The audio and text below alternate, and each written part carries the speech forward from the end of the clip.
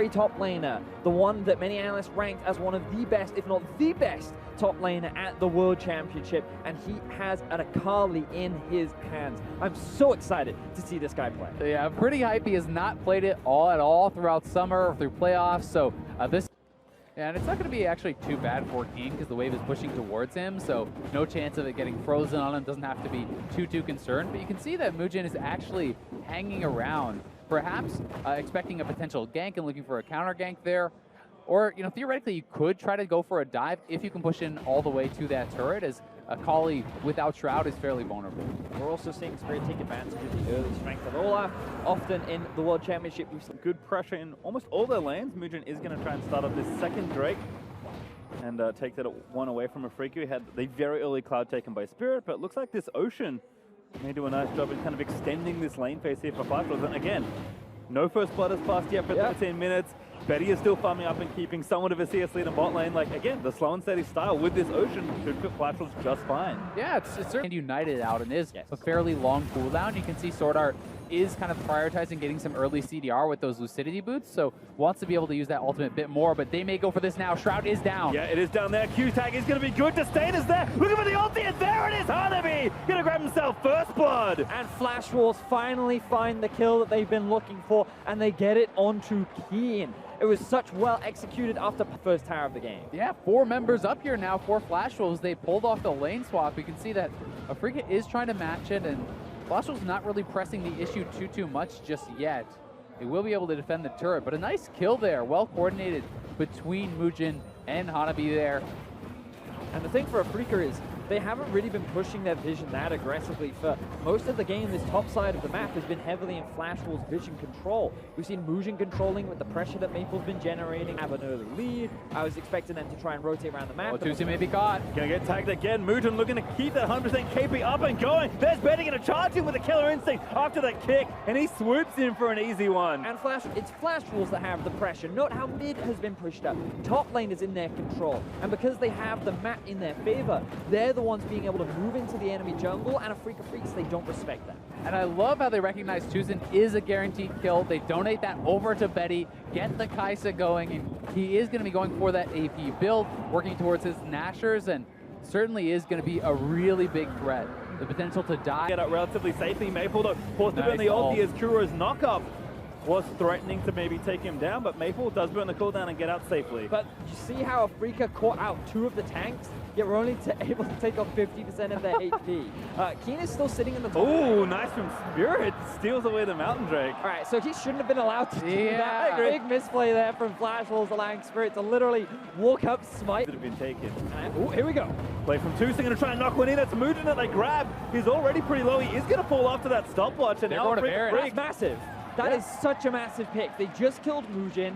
Flash Wolves, they didn't try to force the Baron earlier, and now Afrika Freaks, they're in a position to start this objective off. They have full vision control around it up. I think they should. I like this from Sword Art, though, taking a sneaky path around, trying to get what vision he can. Betty is consistently throwing W's. There they go. Does spot Kramer and now knows they are on the Baron official.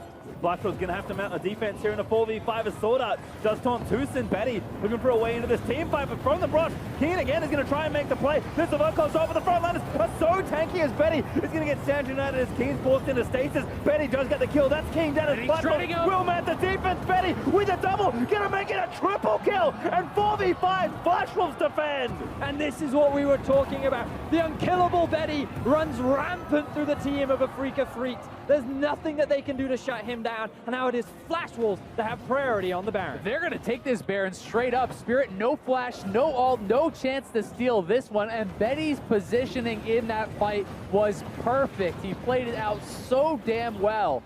Afrika could not get enough damage onto the Kai'Sa to really ever threaten him, and once that threat started to fall down, all hell broke loose for Afrika. And we talked so much about the dive. Dive is brewing. Kramer likely to target this. Hanabi going to charge in as Curry gets flipped back around. Betty, he's back in there, but Keen's actually doing a decent job zoning him away. The Stand United bird to try and defend his Flash, maybe going a little too far, but Hanabi, he gets the first kill on Kuro, but there's actually the counter kill there for Kramer. This is able to grab the shutdown. The turret will fall. But it's only one apiece here. Freaka Freaks get out pretty decently. But they still ended up losing that tower, and Flash Wars is still coming out on top. Yeah, and it's honestly kind of concerning when they can go for a 5v5 straight up under the turret in your face like that. Betty is basically zoned completely, and it's a trade and you lose your turret, right? Like, it becomes very hard to see how they are really going to win these 5v5s as we get further and further. They have picked up a couple of wars now, but now they're collapsing onto Keen. This just keeps happening. Maple pops the right to score, he charges in. Keen already taking a little too much damage. There's no real carry here.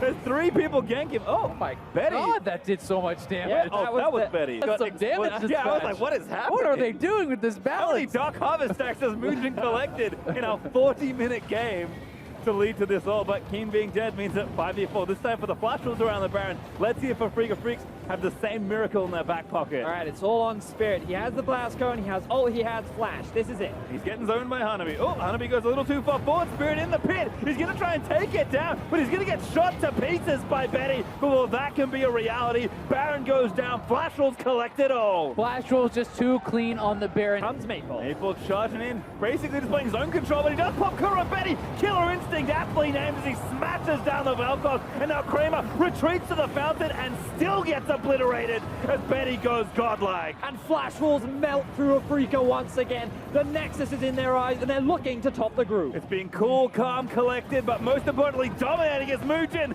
just misses the flash kick onto Keen. But the Nexus turrets will get shredded down. Sword Art will land the final taunt to give Flash Wolves the ace, and they will smash a Freaka in this late game. Just honestly picked a Freaka apart. From the draft throughout the entire game, Flash Wolves really maintained full control, 8-0-2 on the Kai'Sa for Betty.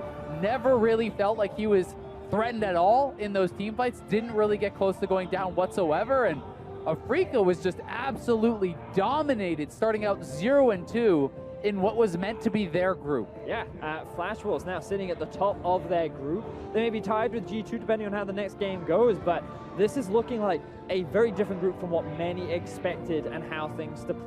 I swear